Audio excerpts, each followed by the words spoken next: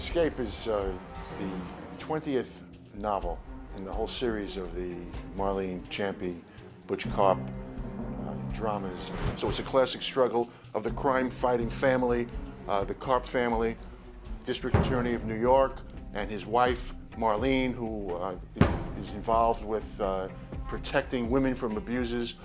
They are involved in dealing with and trying to bring to justice terrorists who are planning a major outrage in New York, which will affect adversely in their demented minds the economy of America and the world. And at the same time, Carp is trying to bring to justice at trial in New York a woman who has murdered her 3 children, and she is claiming not guilty by reason of insanity. She says she's not responsible. Why? Because God told her to save the souls of her children. At the same time, the terrorists are responding very much the same way. They believe that they are inspired by Allah to engage in the mayhem and catastrophes that they want to commit in Manhattan. This is a classic struggle, again, between good and evil, and it deals with some very important issues of responsibility. How do you deal with these kinds of individuals in the justice system? Are they so crazy that they're not guilty by reason of insanity? Or are they responsible, in fact, for what they did because they know the nature and consequences of their acts, and they know what they're doing is wrong, and is in fact the insanity defense itself insane?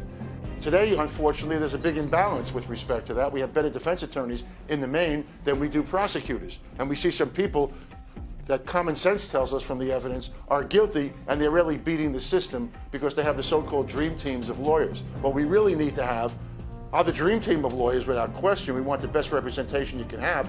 But on the other side, you want to have those kinds of passionately committed, intelligent, resolute, and firm to mete out justice in that courtroom. And that's what Carp represents. He represents the standards and values that we care about, it seems to me. There are rights and wrongs. It's hard to do the right thing, but we want to see it done more often than not. And we certainly want to see it done in the justice system. And I hope to present the best arguments for the defense, as I do for the prosecution, and you, the reader, will determine whether or not, in fact, she's responsible, and whether or not, in fact, the terrorists are responsible. And these are the kinds of issues and questions that are asked and answered that make Escape a very, very tempestuous, dramatic, exciting book.